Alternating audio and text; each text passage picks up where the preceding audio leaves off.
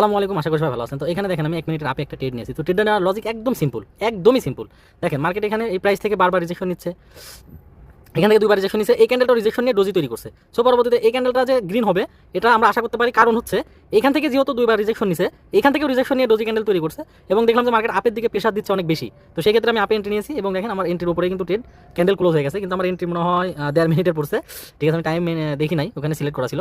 তো তারপর আমার ট্রেড প্রফিট হবে, কারণ এই ক্যান্ডেলটাও আপনার গ্রিন হবে। তো এখানে যদি আরও একটু নিচে আসে আমি আরও একটা এন্ট্রি নিব, কিন্তু নিতে পারলাম না। তো এই যে এই বিষয়টা, এটা যদি আপনি না জানা থাকে তাহলে আপনি ট্রেড করতে পারবেন না। প্রথমত আপনাকে দেখতে হবে মার্কেট আপ ট্রেন্ড চলতেছে, আপ ট্রেন্ডে মার্কেট এখানে বারবার রিজেকশন নিচ্ছে এবং কি হিউজ পরিমাণে রিজেকশন, মানে আপের দিকে ব্যাপক প্রেশার। ঠিক আছে, আপের দিকে অনেক প্রেশার আছে। তো সেই ক্ষেত্রে আপনার এই জায়গাগুলোতে আপনি যদি সেফটি মার্জিনও ব্যবহার করেন, এরপরেও কিন্তু হিউজ পরিমাণ প্রফিট বের করে নিতে পারবেন।